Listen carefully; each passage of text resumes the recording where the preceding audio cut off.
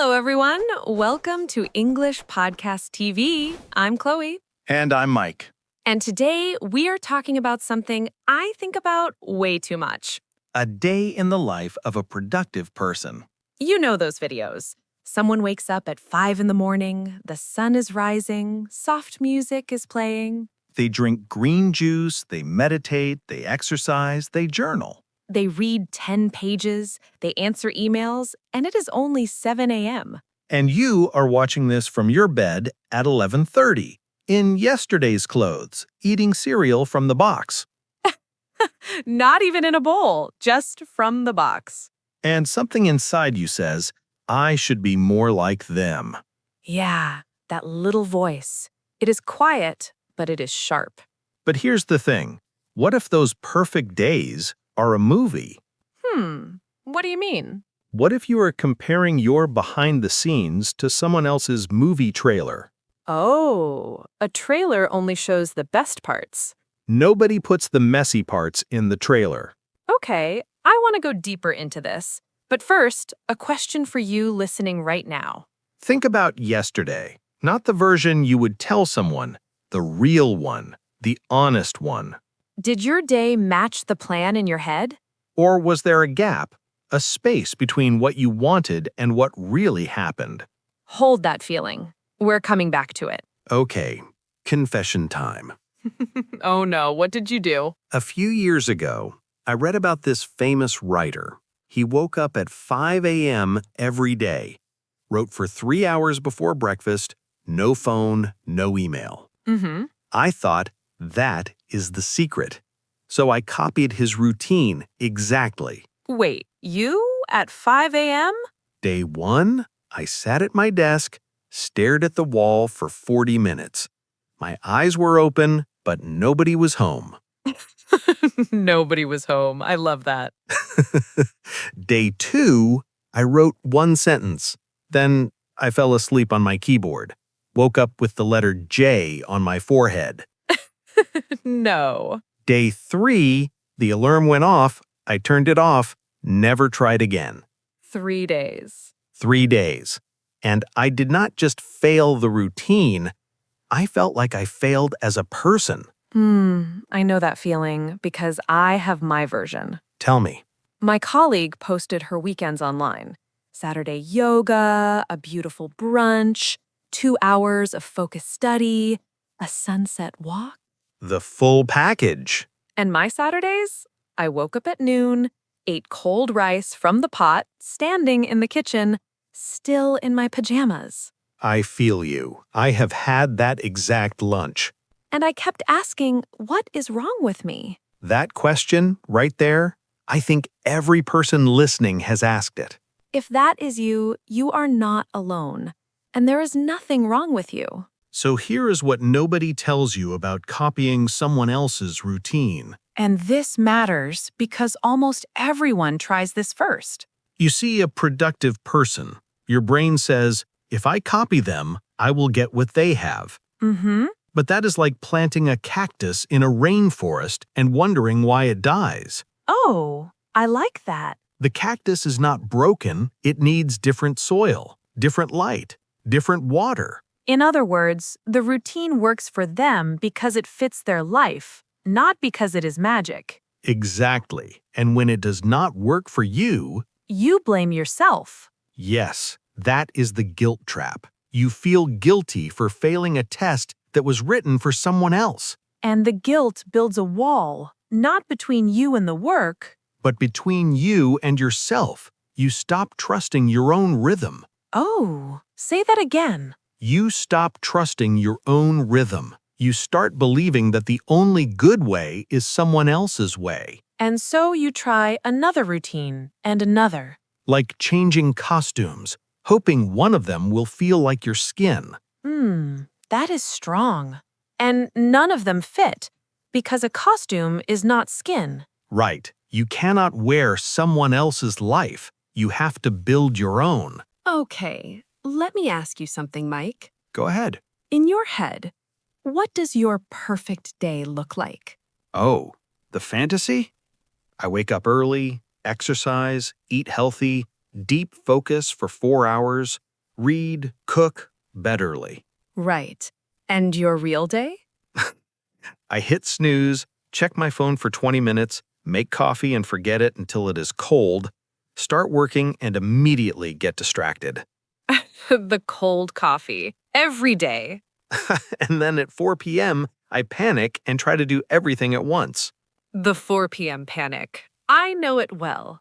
And the distance between those 2 days, the fantasy and the real one, that distance has a name. What? Shame. Hmm. The bigger the gap, the more shame you carry. And shame is heavier than any to-do list. Oh, wow. In other words, it is not the work that exhausts you, it is the feeling of never being enough. And the people in those videos, the green juice people, Yeah? they have bad days too. They just do not film them So you're watching their highlight reel. and comparing it to your unedited footage, every pause, every mistake. That's not a fair game. It was never a fair game. That's comforting, actually. But there's something deeper here, something most people get wrong. And what comes next might change how you see your whole day. Before we go there, if this is helping, a quick like means a lot. Okay, let's keep going. Actually, pause for a second. Think about your own fantasy day.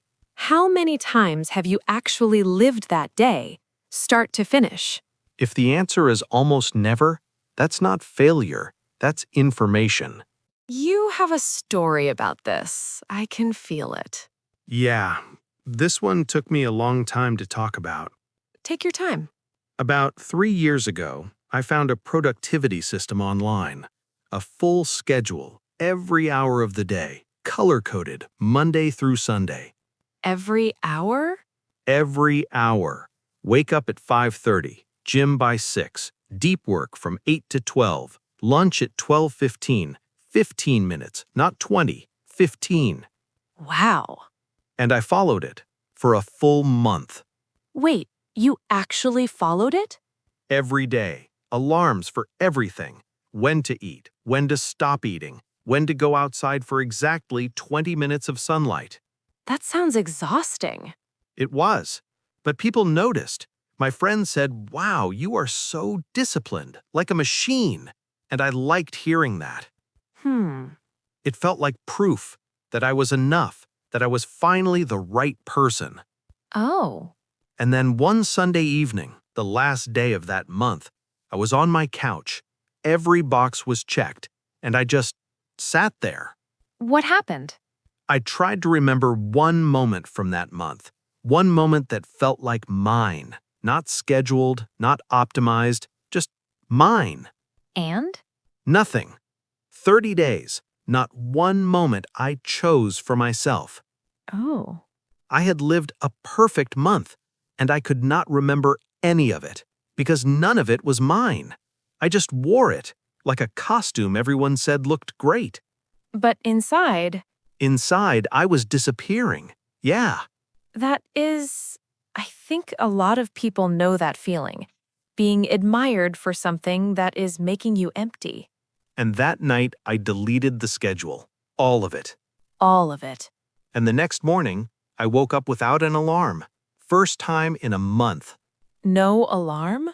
I made coffee, sat by the window, did nothing for an hour. And I noticed something strange. What?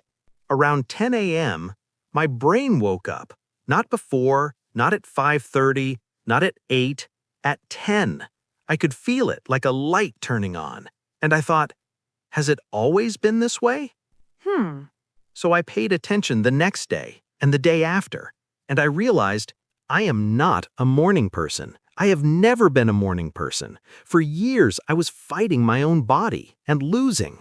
So that was the first discovery. That was the first discovery, and it became the first technique. Okay, let's start there. What is it? The energy map. I love this name. Most people plan their day by the clock. 9 a.m. do this, 10 a.m. do that. But your brain does not follow the clock. It follows energy. Right. So an energy map means you watch yourself. When do you feel sharp? When foggy? When creative? When tired? Like watching the weather inside your own body. Exactly. No judgment, just noticing. Actually, let's try this right now. Everyone listening. Right now? Right now, how do you feel at this exact moment? Not good or bad, more specific. Are you focused, tired, calm, restless? Just notice. Do not judge it, just name it. If you named a feeling just now, that is your first note, your first energy map entry. That is it. That is how it starts. One small observation. Do that a few times a day. In 3 days, you will see a pattern, and that pattern is your map. Then you put your hardest task in your strong time and the easy stuff in your tired time. Stop fighting your body. Start listening to it. For me, my strong time is 10 to 12. After that, I am useless for anything hard. Good to know. For me, it is late afternoon, 3 p.m. Everyone else is dying. That is when my brain wakes up. And that's the whole point. Your map is yours. Okay, technique 2, the one anchor. This one saved me. Let me show you why. Show us. 2 versions of the same day, last Tuesday. Version 1, no anchor. Okay. I woke up. I had 5 things on my list. Reply to emails, write an article, go to the gym, call my brother, fix something on my website. Mm-hmm. By noon, I had started 3 of them, finished none. I jumped between tasks every 20 minutes. At 5 p.m., I looked at my list and thought, I did nothing today. Even though you were busy the whole time. Busy, but empty. Sound familiar? Very familiar. Now, same day, version 2, with an anchor. I wake up, I choose one thing, just one. Today, my anchor is write the article. Just that? Just that. Everything else can wait. Everything else is extra. I sit down at 10, I write for 90 minutes. It is not perfect, but it is done. And then? I replied to 2 emails. I did not go to the gym. I forgot to call my brother. I ate cereal for dinner. Again with the cereal. But at the end of the day, I thought, today was good because the anchor held. That is a completely different feeling from the first version. Same day, same hours, different feeling. Because one had a center, the other was just noise. It's like a kite. A kite looks wild. It flies everywhere. The wind pushes it. But there's a string connected to your hand. Without the string, the kite does not fly higher. It crashes. The string is the anchor. So, a messy day with one anchor is not a failure. It is a kite flying. In other words, you do not need to control the whole day. You just need the string. And technique 3, the good enough day. Okay, this one I need to demo because I learned it the hard way. Go. Last month, a Wednesday, I had planned to exercise, study, clean my apartment, and cook a real meal. And? I exercised. That was it. The apartment was still messy. I ordered takeout. I did not study. And old Chloe? She would have thrown the whole day away. One thing went wrong, so everything is ruined. Right. Like, if you eat one cookie, you think, well, the diet is ruined, I will eat the whole box. The cookie logic, yes, that is exactly it. One small mistake erases everything good. That is the trap. But the new lens says something different. I moved my body today. That was my anchor. I did it. The rest? Extra. Tomorrow is another day. Same Wednesday, same events, different story. Completely different story. And that is the whole technique. The day did not change. My eyes changed. That is powerful. A roof does not need to be made of gold. It just needs to keep the rain out. In other words, your day does not need to impress anyone. It just needs to carry you forward. And here's what happens when you aim for good enough instead of perfect. What? You actually do it. Perfect stops you. Good enough moves you. If something shifted inside you just now, we have been exactly where you are. These tools come from our worst days. Okay, let's bring this to English because this connects perfectly. It really does. I have a story about this actually. Yeah? Tell me. When I was living in Turkey, I made the perfect study schedule. 3 textbooks, a grammar workbook, a flashcard app with 500 words, 1 hour of study every morning. That sounds intense. It lasted 9 days. 9 days. Then I burned out. I stopped everything for 2 weeks, and the guilt was awful. The guilt trap. Exactly. I thought, I live in Turkey and I cannot even learn the language. Hmm. But then my neighbor started inviting me for tea, an elderly woman named Aisha, every afternoon. She spoke 0 English. So you had to speak Turkish. Badly. Very badly. I pointed at things, I used wrong words. I once told her I was a potato instead of saying I was tired. What? Patates instead of patladim. She laughed so hard she almost dropped her tea. That is amazing. And you know what word I remember most from those afternoons? What? Canım. It means something like my dear in Turkish. Aisha said it every time I walked in. Gel canım. Come in, my dear. Oh. I never found that word in any textbook. I never saw it on a flashcard, but I will never forget it because I did not learn it with my brain. I learned it with my heart. That is beautiful. After a month of tea with Aisha, I realized something. I had learned more Turkish sitting in her kitchen than from 3 textbooks. Because Because with the textbooks, I was performing. With Aisha, I was connecting. The learning happened when I stopped trying to be perfect.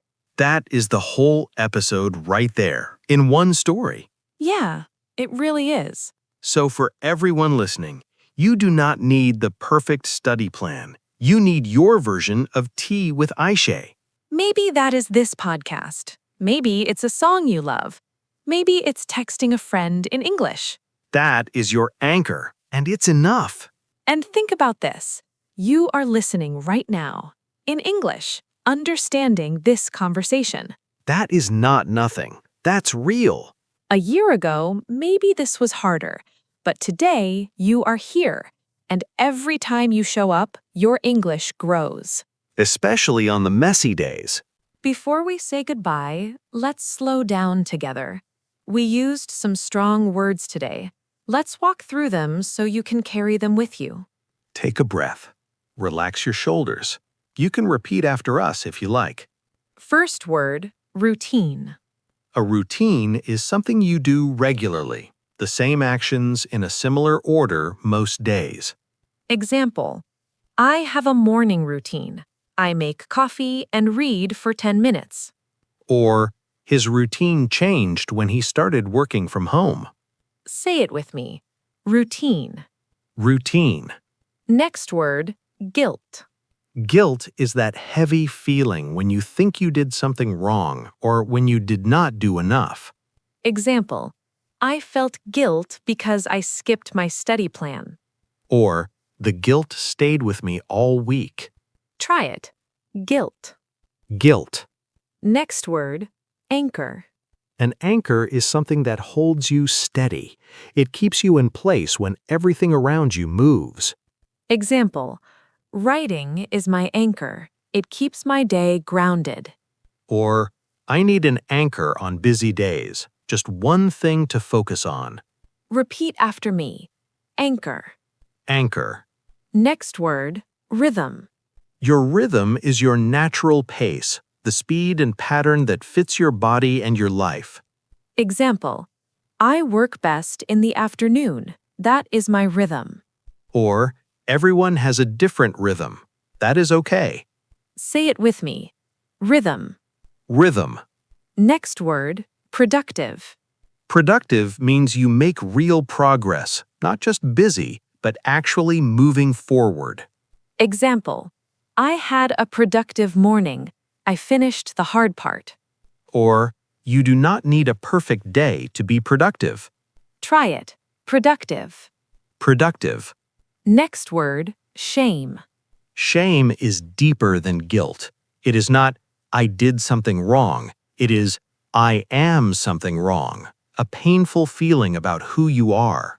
Example, the shame stopped me from trying again.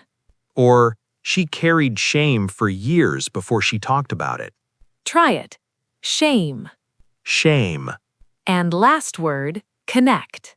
To connect means to create a real link with someone, not just to study, but to truly reach another person.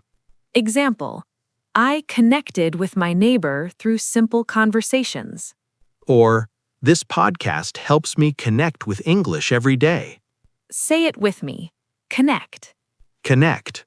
Okay, before we go, 2 things. First, a question. Think about the last week. Was there one moment where you felt alive? Not productive, not busy, alive. Maybe it was a conversation, a walk, a song, a meal you actually tasted.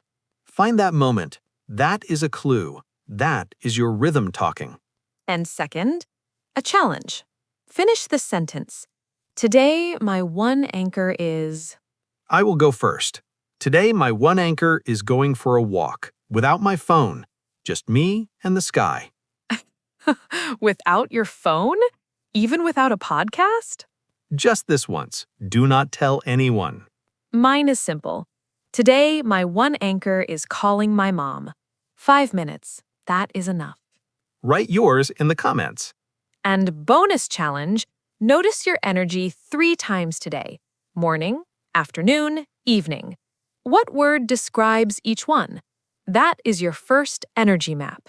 If this episode shifted something for you, even a small thing, subscribe. Share this with that friend who makes a new plan every Monday. You know who. Everyone knows someone. Remember, your day is not a performance. It is a garden. Some days you plant, some days you just water, and some days you sit in the garden and do nothing.